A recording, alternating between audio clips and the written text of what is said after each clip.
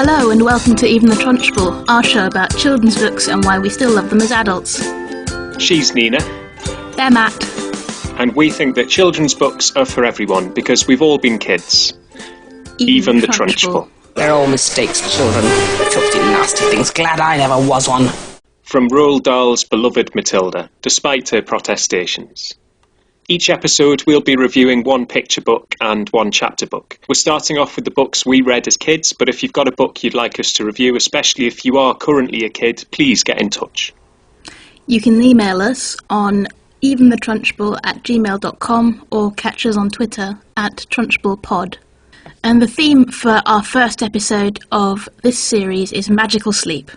First up, we'll be talking about A Book of Sleep by Il Sung Na, and then we're reviewing a great, underrated classic, The Starlight Barking, which is a sequel to 101 Dalmatians by Dodie Smith. Do you want to tell us a bit about The Book of Sleep, Matt? Yes, so The Book of Sleep, as the name suggests, is a book about sleep, basically. So we start with a little owl, a staring owl, who is just waking up as the sun goes down. This little owl going and visiting various animals as they nod off, and then coming back to where they started from in the morning to doze off themselves. Yeah.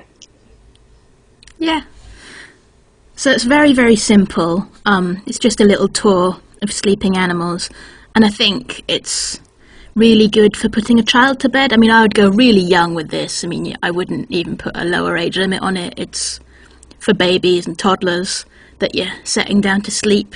It's like, you're going to sleep, and so is everybody else. Yeah, look, and it is some quite people soothing. do it like this. Yeah. I think it would do the trick for sure. It exists as an app as well. Yeah, and me and Matt have accessed it in lockdown as a YouTube video, which is free to watch, and we'll put it in the show notes. I had an issue with the app version. I mean, I've not tried it as an app, but I've watched the YouTube video of the app. So my issue with that, right, is that in the book you go around all of these animals who are sleeping in different ways. In the app, they go to sleep and then wake up again. And it's they're moving really too much. The whole point is that, like, you're watching them go to sleep, but, like, you've got the penguins huddling together. That I think sort of you've got this main penguin in the foreground that sort of, like, closes its eyes and goes to sleep and then gets startled by, like, another penguin huddling into it and wakes up again and does this, like, 2 or 3 times. It's just like, this isn't soothing anymore. This is like... The message of this now seems to be, like, everything goes to sleep for, like, a second. And then startles awake. Yeah. Yeah, so we would recommend the book over the app. Definitely. It's very accepting as well, isn't it? It's sort of... Some people do it like this, and some people do it like this, because, you know, children also have all different ways they like to sleep. Some of them like to be wrapped up in a duvet really tight, and some of them don't like to be covered at all. And some of them like to sleep in with their parents or their siblings, and some of them need to be in a dark room all by themselves. It's like, whichever way you do this is acceptable. However, you must go to sleep. Everyone must go to sleep. Even the staring owl goes to sleep in the end. Which is your favourite? Animal? The giraffe. Yeah, giraffe's mine as well. Where it's like one of them is just like a crescent-shaped bum, and the others have got their necks up. Yeah. It's really nicely drawn. Again, it's just really simplistic kind of shapes and pictures. The art style's really nice. Lots of different interesting textures going on. Yeah. Makes me wonder if it's collage almost. Yeah. It's like, different textures and almost feels like sort of like wallpaper samples. Yeah. Yes. Who would you recommend this to, Matt? Well, I mean, I think as we've said, it's, you know, dead little ones, parents with dead little ones. I think I can imagine it, like, I think it's got like potential to become a sort of loved classic. And probably one of those books that, like, when you're that little, feel like huge in scope compared to kind of what's actually there, because it sets up like loads of different little windows into worlds. But yeah, I think like kids from sort of dead little, like 1 or even less than that, probably up to about 3 or something. Until you start wanting more of a story. Yeah. It's really pretty. Like, you won't mind picking it up every night to read it again, and it won't take too long if you're knackered. So, like, good one for parents of really little ones, I think. Definitely. I'm trying to remember all the animals. You got the koalas in there. You got your penguins. You got your giraffes. The fish don't even close their eyes. Yeah. It's quite educational about different kinds of animals as well. You know, like, it might not seem apparent that the fish are sleeping because their eyes are open, but they do. And the whales are still swimming along, but they're sleeping. It's sort of universal. Like, all of these animals are different from you, but everybody needs to sleep and everyone needs to rest. And we all do it in our own special ways. And and I guess you're kind of given a narrator in the owl who gets to see what things are like at night, even though you can't. Yeah. So that's really nice, isn't it? It's a good character to follow for a child who's not, hopefully not going to stay awake all night, wandering around the zoo. Although, can you imagine how cool that would be if you were a toddler and you got to stay awake all night looking at all the animals in the zoo? Expedition. Well, there's the sequel. That would be really cool. But it's really cozy. It's really pretty, simple. Yeah, have you got anything else to say about it? It's dead lovely. It's really nice. I think it's kind of like, it's the new modern potential small kids book classic. Yeah. So now for something entirely different. So, magical sleep. So we've got, lovely animals nestling down to sleep in the various places in the world. Then, paired with that, we've got Starlight Barking by Dodie Smith. Yes, Mari on Twitter, a friend of mine from Newcastle, suggested 101 Dalmatians. And you, Nina, went, I can do you one better than that. No. Everyone knows 101 Dalmatians, right? And let's go for the weird younger sibling. Just in case you didn't know 101 Dalmatians, one of my favourite things about this sequel is that the first couple of pages are just like a super quick recap of 101 Dalmatians. Just in case. Like, hey, here's these dogs living in a house after this thing happened. Remember the thing with Cruella de Vil? And then they all, they got captured and they escaped. And then, literally just, halfway down a page, paragraph break. And it goes, and now we can carry on with the news story. Yeah. So I read both of these when I was a kid, and I only had a very vague memory of it. I remember it's really funny and a bit sexist. So I went back to it, and there's so much more there than what I remembered. A quick synopsis. So, we've discussed spoilers with this, haven't we? So, in this synopsis, we're going to take you so far of the way through. I think towards the end of this episode, we are going to discuss the ending, because it bears a lot of discussion. And the book is 53 years old, so I don't think it's too soon. No, you've had time. You've had your chance. But we will sort of put a point where we'll say, right, this next bit is the real spoiler if you want to go away and read it first. But I think what's not too much of a spoiler is to introduce it the way that you introduced it to me, Nina, which was imagine 101 Dalmatians, sequel comes out 11 years later, and it's got aliens in it. Yeah. So she's done a complete genre shift. Yes. She's like, you like cute puppies? How do you like philosophy? And metaphysics. And sci-fi. And metaphysics. Okay, so this is the sequel to the 101 Dalmatians. It's the same family. It's Pongo and Mrs. and all of their puppies. At this point, there are hundreds of Dalmatians, descendants mostly of Pongo and Mrs., living in Hellhall with the Dearleys. And Pongo is just thinking about his life. It's so nice, but I do wish we had some adventures like we did in the old days. And, you know, lo and behold, the dogs all wake up one morning, and they can't wake any of the humans. None of the humans all wake up. The cats won't wake up. Nobody who isn't a dog wakes up. And so they're very alarmed. They run over to the next farm to see if their humans are awake, and they're not. And while they're there, they hear their daughter Cadpig. And they're like, that's funny. Cadpig lives in London. She's our most famous daughter. She's the Prime Minister's dog. She must be sending us a message through the chain of barking dogs called the Starlight Barking. And Mrs. goes, no, it actually sounds like Cadpig. And Pongo's like, don't be ridiculous, dear. And then Cadpig's like, no, it's me. I'm just sending you my thoughts. That's the thing we can do now. Come to London. I need you. And they're like, how are we going to get to London? 60 miles away. And she's like, oh, if you need to come to London, you just swoosh here. And they're like, what?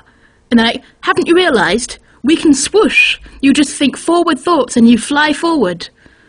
It's very metaphysical. This is where the word metaphysical is introduced in the book. And Pongo and Mrs. are like, metaphysical? We don't know that word. But Mrs. can swoosh, and she shows Pongo how to do it. And so then they go back to Hellhall, where all the dogs are milling around being quite worried because the humans won't wake up. But they find that none of them are hungry or thirsty, so they don't actually need the humans to wake up, because they're all feeling perfectly contented and not even that worried. So they put together a regiment of Dalmatians to go to London, and on they swoosh down the roads, hovering above the road at quite a fast clip, all thinking their forward thoughts and trying not to feel worried. They get to London. Cadpig has assembled her cabinet, which is comprised of all of the dogs, of the human members of the cabinet, and they're trying to work out what's happening. But Mrs. thinks maybe it's something to do with Cruella de Vil, so they decide to go and investigate her house. But it's not her.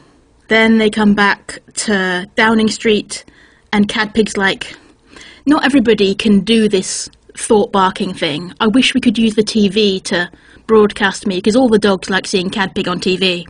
So they're thinking about the TV, and then the TV switches on, it's all staticky, and it goes.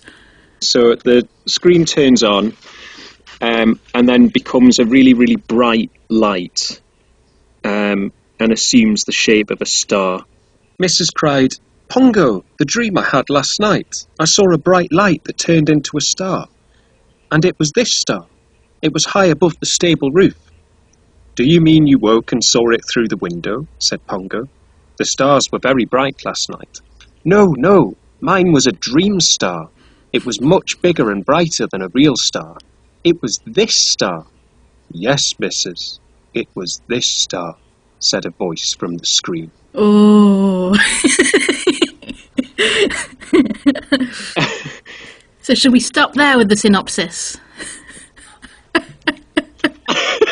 Yeah, I think that's probably about the place to start. Yeah. So there's some clear themes in this, like some ideas that they keep coming back to. So I said, when I read 101 Dalmatians when I was a kid, the girl dogs are all really stupid, and the boy dogs are all really clever, and Mrs. was the butt of every joke.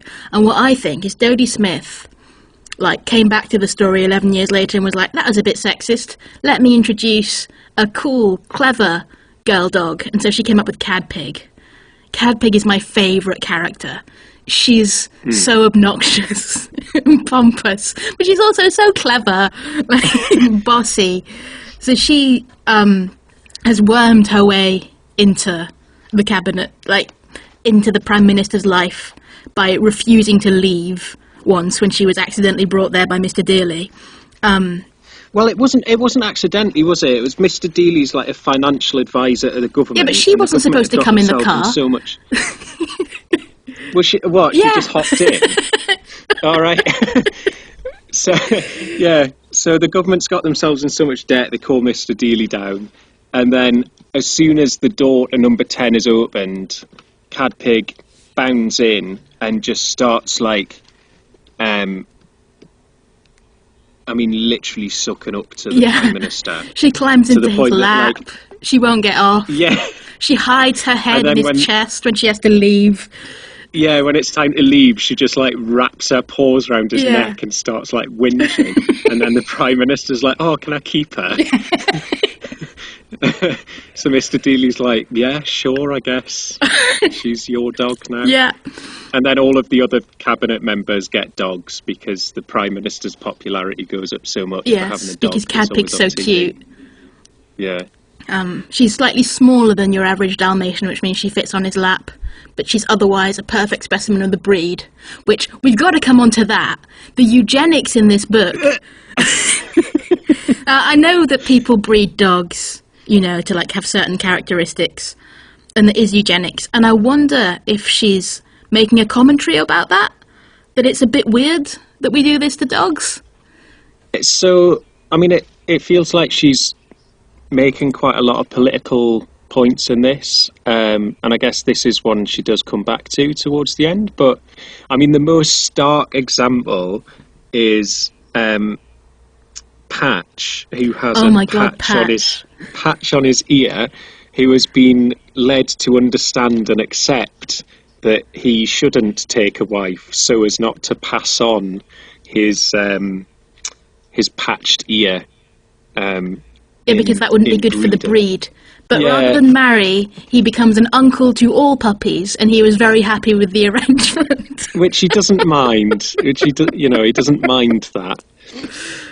That's good of him, isn't it? Yeah. It's very, very generous of him. But yeah, it's just very offhand, like, oh yeah, of course you shouldn't have kids because you've got a donkey ear. Like, let's leave that out of the gene pool. The class stuff with the Staffy I thought was very interesting. So there's this Staffy who's a recurring character from the last book who helped the baby puppies escape in the last book, and he's very anti-Cruella de Vil. So when they break into Cruella's house to see if she's got anything to do with the mysterious sleeping, he's all like, let's bite her. But the purebred dogs are like, oh no, you cannot shoot a sitting grouse or something. like they're landed gentry or something, and they've got this code of ethics that this, scrappy street dog who doesn't have qualms about biting humans wouldn't understand, but they smooth it all over. Yeah, and he's like, oh, I'd never realised that you weren't a biter, that you weren't supposed to shoot a sitting grouse. Yeah. It's like with the class thing, it doesn't feel to me like a writer who's going, stupid common dog doesn't know about No, I don't grouse. think she is, no. Like, it's more a comment on the upper class, if anything, and the daftness of that code. Okay. Well, in the first book, in 101 Dalmatians, it's extremely simplistically, like, Mrs. is the butt of every joke. She's just, really not very bright. And that's kind of a whole character. Whereas I feel like Dodie Smith has done something interesting in this book. She's set up that, okay, Pongo may have more intelligence, but she has instinct. She's really good at the metaphysical stuff. She's the first one to work out swooshing. She's the first one to work out high swooshing, which is basically flying. And It's such a stupid book. Oh, come on, it's not stupid. No, it's great. No, but it is. Sorry. It really, really is. It's great and it works and I can totally see what she's done. But it is a stupid book. It's ridiculous. It's ridiculous. But so what they've done is they've set up this, she's set up this binary between instinct and intelligence, and Pongo says that he relies on Mrs. Instinct because the cleverer he gets, the more his instinct gets blunted, and So he's relying on Mrs. throughout the book for that effect. Yeah, and there's a bit in there like brainy is like being able to figure things out with reason, and intuition is knowing things without having to reason them out. Yeah, which and is she's what much more Mrs. comfortable has with got. that. Yeah, Like she's sort of like, well, I sort of feel like it's all right, so I'm just going to go with it. Pongo's like, well, her instinct is good, so I'm going to try and go with it. Yeah. Which I thought was quite good and interesting. I wanted to talk about, so their powers, they can fly and they can open doors, and basically anything that they need to happen, happens, and I think this is a very interesting thing about, like, what do you mean by need? So they go back to their old house in London, where the puppies were born, just to have a look, basically, and the doors won't open, because they don't need to see in there. But when they go to Cruella's house, everything opens for them, even though she's not the one doing it, because somehow they need to know that it's not her. Yeah, and it says that specifically, doesn't it? As Pongo's sort of saying, like, how come the doors opened if it wasn't her? And Mrs. says, because we needed to know that we didn't need to go there. Yeah, that we didn't have to worry about her, and this is not the focus of this story. Yeah. They can do whatever they want as long as they can imagine it clearly, but also as long as they need to. Determined by this higher power. Yeah, as long as like whatever is controlling everything thinks that they need it. Yeah. So, shall we move on to the spoilery bit where we find out what's determining everything? Yeah, let's do that. Is it a satisfying reveal? Is satisfying the right word? It's a reveal, anyway. But anyway, if you want to enjoy that, stop here, go away and read the book, come back and listen at the ending. Yeah. If you just want to dive on in and find out what's behind all of this swooshing, sleepy madness, then let's roll just on stay through. right where you are. In a synopsis, we got up to the point where the television starts talking to the dogs. And what it says to Cadpig, as Prime Minister of Dogs, is get everyone to Trafalgar Square at midnight. Dogs out in the countryside, go to your main, like, open space. Everybody needs to congregate and be ready at midnight. So they're like, why? And then the voice says, now each of you may ask one question, but that question mustn't be what's going to happen. Instantly, Pongo, Mrs. and Cadpig felt that was the one question they wanted to ask. Hurry up, said the voice. Pongo said, who are you? Oh, that would be like telling you what's going to happen. Wait and see, Pongo, wait and see. Cadpig says, if I need your help, how can I call you? You can't. You must manage on your own. Now your question, Mrs., and be quick. In 5 seconds I shall leave you. Mrs. tried hard to think of something really important to ask, but she couldn't, and already the star was less brilliant. At last she said, what's happened to Roly-Poly? As far as she knew, he was still on the loose in London with George, the Foreign Secretary. Oh, that fat, funny son of yours, said the voice. I'm afraid I can't see him at the moment, and I haven't time to look for him. I have to make appearances all over the world. See you at midnight. The star vanished, leaving the screen empty. Why give them questions at all? Do you know what I mean? Just like, lol. Ask a question if you want to, but I'm not going to answer you. Don't expect any kind of satisfying answer. See you later on. So yeah, that's happened. So they all go to Trafalgar Square.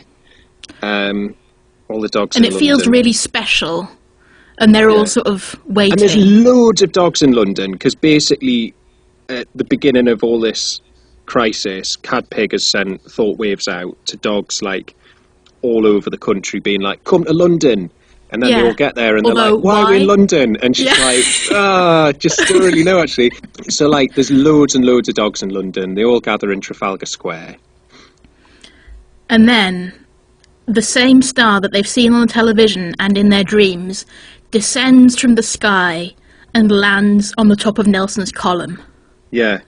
And then there is complete darkness and everyone feels really unsettled.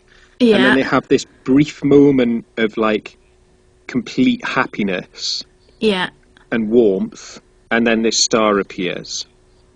Yeah. And the star appears as them all, to a dog that looks like themselves. So to the Dalmatians, it looks like a Dalmatian. To the Great Dane, it looks like a Great Dane. To the Mongrels, it looks like a mongrel. Everybody sees themselves represented in this star dog. And the star says, "I am Sirius, the dog star." LOL! And I was just like, oh, come on.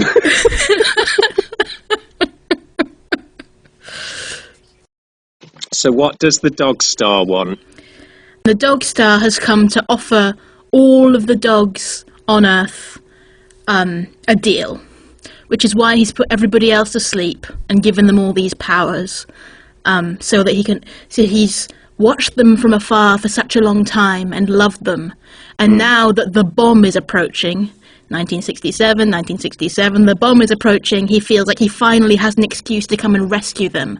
Although, if he's being honest, he's being selfish because he just wants them all to come and live with him. Yeah, so he's always wanted all dogs to live on the dog star with him, but he's never thought he had the right to interfere.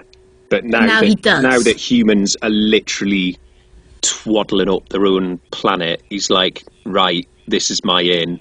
Yeah, this is my excuse. So on he comes, and he's like, if you decide to come with me, and mind you, it does have to be all of you. It's all of you or none of you, for no reason. So, yeah, that's never really explained. It has to be a majority decision. Yeah. Like the general election, thinks Catholic. It is, it's like their Brexit, isn't it? Yeah, except it's not first past the post, is it? It is more like Brexit. So, yeah. 54% would do it. Yeah.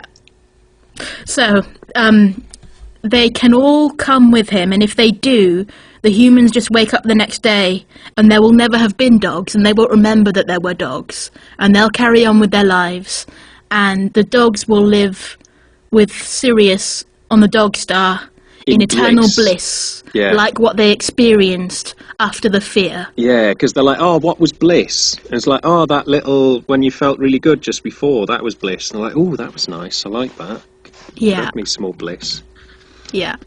So they've got this choice, and Pongo, either they stay on Earth and carry on as normal, or they go to the dog star and live in bliss. Yeah. And Pongo is, for no reason, nominated as the spokesperson, the spokesdog for all dogs. Well, it's because he's the brainiest dog in the world. Yeah. Which is the bit that's never explained or justified, because he's clearly not. So he goes off into the National Portrait Gallery with his cohort of dogs to have a think about it, and they're his really family torn. In the cabinet, basically, yeah. Yeah. And they're, half of them really do want to go. But Cadpig can't imagine leaving the Prime Minister, but if someone else were to decide that she was going, she'd be alright with going, basically. So they're having a lot of trouble deciding. And then these two dogs come in, this massive Great Dane. The Great Dane, yeah, the Great Dane. And the Chihuahua. First. Yeah. The Chihuahua's riding on his back. Yeah. Again, we've got some just gentle, breed of dog mockery, where the Great Dane's like, what a ridiculous name and for a dog, and what a ridiculous way to look, but I can't help it, he's alright. Yeah, he's alright, really. Yeah. And so they're like, don't you feel we're being tricked? He made us feel frightened, and then he made us feel good. We're being manipulated. To me, he looks like a Great Dane. To my pal, he looks like a Chihuahua. You know how humans say that a liar is two-faced? This dog, Sirius, has 100 faces. We can't trust him. And the dogs are like, oh, I don't know. I think maybe he's just trying to, empathise with everyone and make everybody comfortable. So they're leaning towards staying. And then some stray dogs run in. And then they're like, oh, no, we've got to go for the stray dogs because they've got terrible lives on Earth. And we've got to leave for them because we're lucky dogs. We've got a nice home and nice pets. But and Pongo's just been about swayed by the Great Dane to be like, all right, cool, we're staying. Yeah, but then he feels like we have to leave. Come in and he said that if anyone's got anything they wanted to say, they should say it, and we speak on behalf of all strays. And Pongo's like, man, like, they're going to say they want to go. And I can't, rightly stop them. Can't turn them down. Yeah. But then, so he goes, I suppose you want to go. And they're like, no, we don't want to go yet.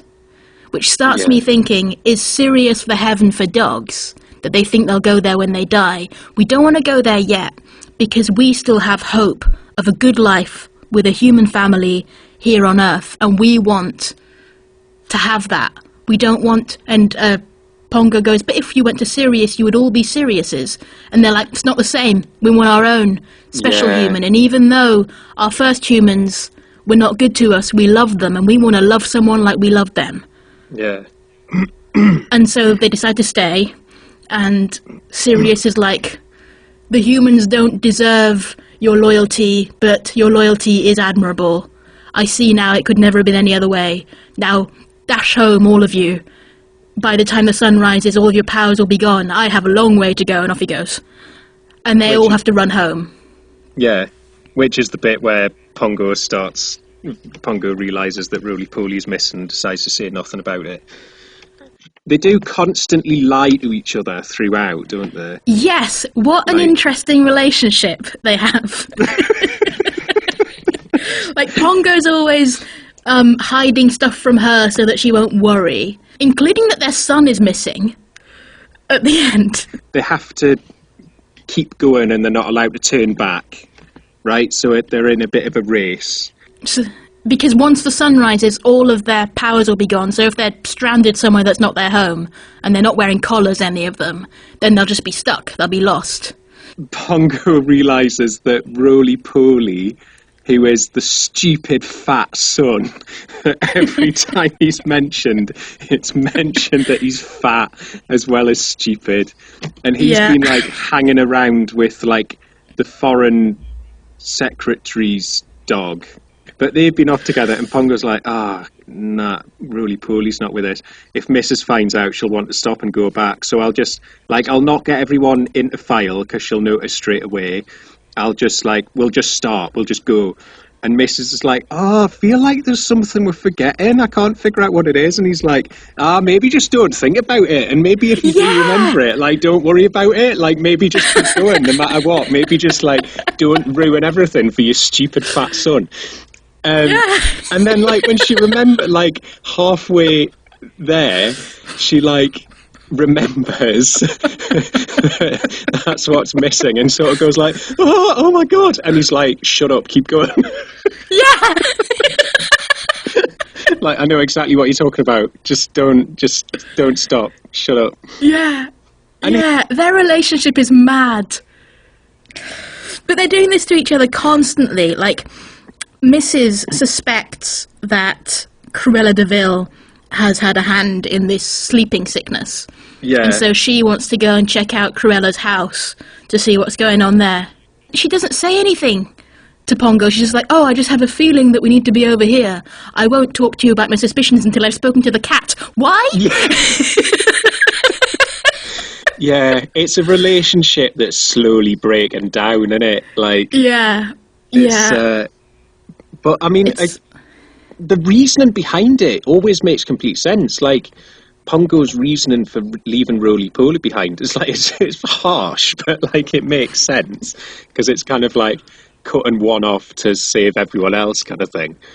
But, like, it's just the way, it's just the sort of, like, complete dismissal of each other. Like, oh no, I cannot tell them about it. They'll ruin everything. It's like, what are you? So they've got this dynamic, which is this commentary on straight couples. Yeah, well, I mean, everything will be fine as long as we don't talk to each other about anything that matters. So they're all running home, they're swooshing home. All the stray dogs immediately go to Battersea Dog Centre. Yeah, I love that bit. All of them run into Battersea Dog's home while they can open doors. Like, can you imagine the humans the next morning? Like, there's hundreds more dogs in the dog home. Dogs. And they're all hoping for a good future. Yeah. They've all just Jesus, voluntarily this come is a and lot put of themselves in the dogs. cages. Yeah. Yeah. So anyway, they go home. Roly-Poly's still missing with the foreign secretary. No, he shows up though, doesn't he? He shows up midway through the journey, Yeah. and he's like, "Mum, I've got to tell you about my adventures." And Pongo's like, "Shh, not now, you two. We have to focus all our energies on swooshing forward." Yeah, and they keep whispering to each other, and he's like, "Stop whispering, think forward thoughts." Like, Yeah. he's he's really mean at the end, actually. He is, yeah. But they get home, and there's just enough time for a little quick conversation in which Roly-Poly tells Mrs. that the foreign secretary, because of, quarantine laws, never got to go abroad with his pet, so they decided, since they could swoosh across the channel and go hang around in Paris for a bit, so that's what they did. And they saw Sirius on top of the Eiffel Tower, and it was a great adventure. The end. Yeah. So there's a spin-off to be written. I mean, Yeah, Roly-Poly and George the Boxer yeah. in Paris. He's like, you should have seen how George got on with the ladies. Like, Ooh la la, he went. yeah, the lady dogs. With the lady dogs in And Paris. Mrs. is like, oh, I don't want to know. Yeah. And so then everybody's back in their baskets. And Mrs. says to Pongo, "Oh, you know what? I feel hungry for my breakfast. And isn't that nice that now I can look forward to my breakfast? Because the thing Yeah. I've been thinking about that, Bliss, is you'd get used to it. And in the end, you wouldn't feel it anymore. It's nice to have your needs, anticipate them, and then have them met." Yeah. I think She's the a big note philosopher you of the wrote in book. was like, needs met are better than no needs. Yeah. So it is interesting because it was like, it's genuinely tense. Like, you spend most of the book kind of going, what on earth is going on here? And then you've got this end bit where they're trying to decide whether to go or not. Yeah, so, like, is Sirius right? Well, Should they go with him? It's really interesting, isn't it? Like, this was Yeah. going to be one of my questions. Would you go? Yeah. Well, no, because I think... I'm also swayed by the stray dogs. I think... Yeah. It's an interesting commentary on dogs, isn't it? And, like, what they would... I guess they behave the way we humans would hope they would behave if they were given this choice. But maybe Yeah. they would just go. Mine would go. Yeah. I don't know whether I would go. When I just graduated uni, one of the first sort of theatre projects I did was about the Mars One project. Mm-hmm. It was a big thing a few years ago. They were going to do the first manned mission to Mars, but it was only going to be one way, and people applied with like videotapes, and it was going to be like a reality TV show to see Yeah, who got to go to I remember Mars, that, and that yeah. was going to fund it. And it was so we were doing this show about that, and like one of the things we were asking ourselves was like, would we go to Mars? And the other two were going, absolutely not, it's crazy. I had like just graduated uni, was like back home, didn't know what on earth was going on, was like in one of the lowest points of my life, and I was like, yeah, you know what, I would right now, I would Yeah. like anything right now. So I think it partly depends like where it catches you, Yeah. but also like certainly rereading it, I was feeling like I wouldn't go, because similarly to The Great Day, and I'm just like, I don't trust Sirius. Like, Yeah. he's just a bit he's a bit fiddly. Like, I was sort of it's thinking, very manipulative to give them all that moment of terror and fear to then appear in like a blaze of light and give them bliss. He's very manipulative. It's very theatrical, I guess. but at the same time, like, I definitely felt sorry for him. Yeah. I thought it was quite well played in that way. Like, I definitely felt like pity. Yeah. for He's Sirius, really like- lonely. I think he was just trying his best. Yeah. But also, I wouldn't be like completely surprised if I was one of those dogs. If you were like, yeah, let's go for it. And it was like, right, great, you're all coming with us. And you get up there and he's just like It's just like a sort of manky bed sit, and he's like, "Oh, I haven't got any shopping in yet, but like it'll be great. Honestly, you don't want." You think he's a scammer? No, not a scammer. He's just like, "Oh no, it'll be cush. Like we'll get all the we'll figure out the finer details once we get up here. But I'll just have all the dogs come live with us." It's like, your place isn't that big. It's like, "Oh yeah, no, but I'm working on this like outhouse out the back and that." And it's like, there's billions of us, man. It's like, yeah, but no, just give us a couple of weeks and it'll be grand. I think he's a very interesting character. Yeah. Because, I don't really trust him either. I think his intentions are good. Yeah. And he is right that, like, the humans may well destroy the planet and all the dogs. But he's not really there to save the dogs. He's really there to make friends. He's really there because he's lonely. And the fact that he appears to them all, like, he sounds to Pongo like Mr. Dearly, and he sounds to Mrs. like Mrs. Dearly. He sounds like their favourite human. He doesn't sound like a dog. Yeah. Yeah, it's quite just paternalistic kind of, as well. It's the pure logic and the pure sort of, oh, if I do this, they'll want to do this. Yeah. Well, you know, he's a star. He doesn't know how real dogs work. Yeah. Yeah. He's a bit scary. He's quite scary. Well, he is a bit, yeah. Well, because, I mean, he literally gets inside their minds, like... Yes, you know. It's very invasive. Yeah. And he's sort of driving them to this point all day long. Like, when the TV turns on, he's like, "Oh, that was a very clever thought of you, Pongo, turning the TV on, even if I did put the thought in your head." Yeah. Pongo's like, "Hey, you did what?" He's like, "Yeah, well, you know, I needed someone to turn the TV on, so I just made you think to do that."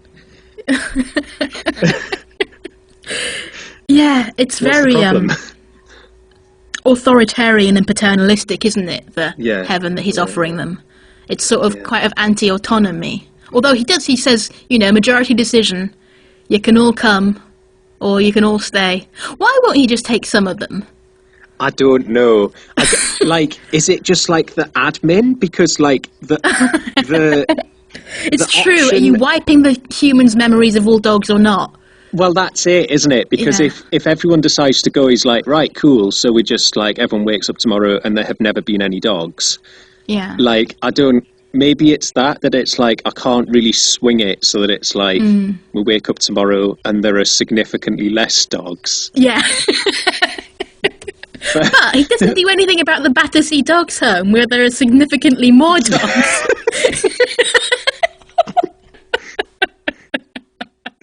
I also love as well, the thing I've just remembered is a fun little insight into the mentality at the time in 1967 when they're talking about the wars and stuff and they're debating this and one of them's going, yeah, he's right though, like I've heard a lot of people talking about like the bomb threat and it seems a real worry.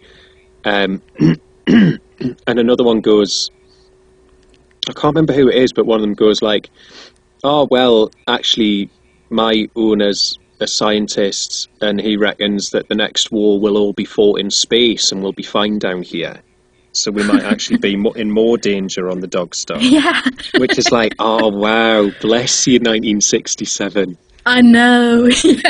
Because it was like... It's right before the moon landing. It's right before the moon landings, and I think everyone genuinely thought at the time, like, right, we're going to get to the moon in the next few years, and then by the 1980s we'll be on Mars. By the 1990s we'll be in the next star system, and then onwards and upwards.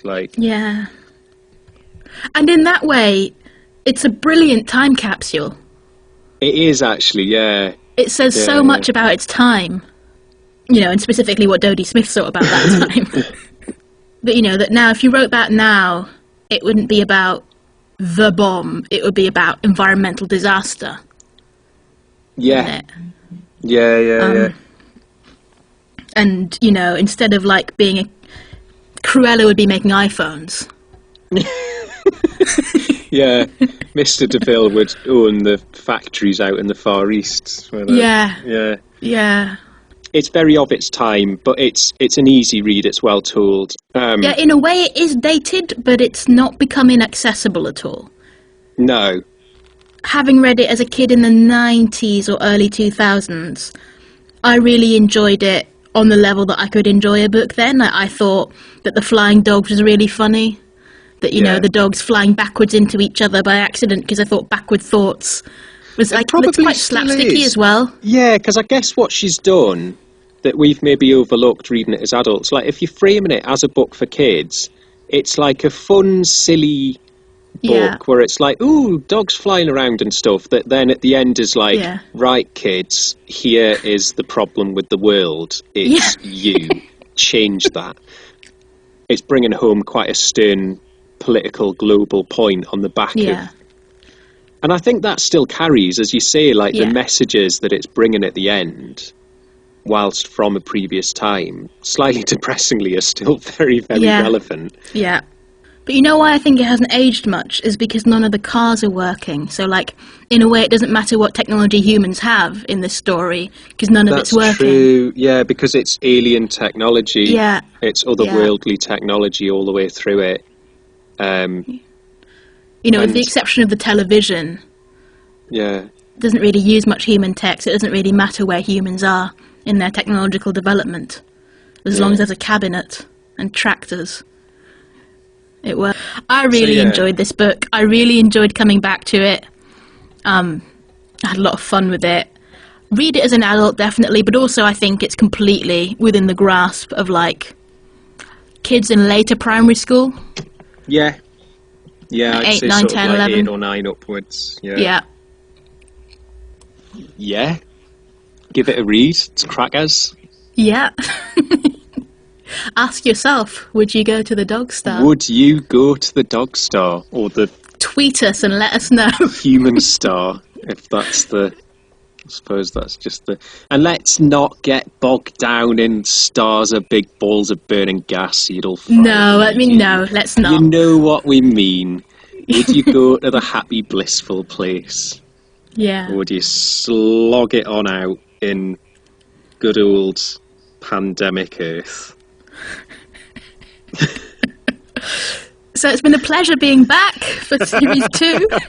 Yeah, this is our first season that we've started recording in pandemic. So, yeah, I really miss recording in person with you, Matt. I miss that especially too. I miss that with too. the technical difficulties we've had today. But it's been lovely discussing these books with you today. I've really enjoyed it. I've missed doing it, not in person, also I've just missed doing it all together, so it's lovely to be back. Yeah. And it's going to be lovely to start putting these out again. And keep sending us your recommendations. I mean, this was almost a recommendation. It was, yeah. We will either take your recommendations, not take your recommendations, or go, I see your recommendation, and I raise you X. So that was episode 5 of Even the Trunchbull. Thanks for listening. Once again, if you've any thoughts on books you loved as a kid, or love now as a kid, let us know, or ask a grown-up to let us know. We're at eventhethrunchbull@gmail.com, or catch us on Twitter at TrunchbullPod. Intro music for this episode and every episode is What a Wonderful Day by Shane Ivers. And remember, kids' books can be for everyone, because we've all been kids. Even the Trunchbull. Even the Trunchbull.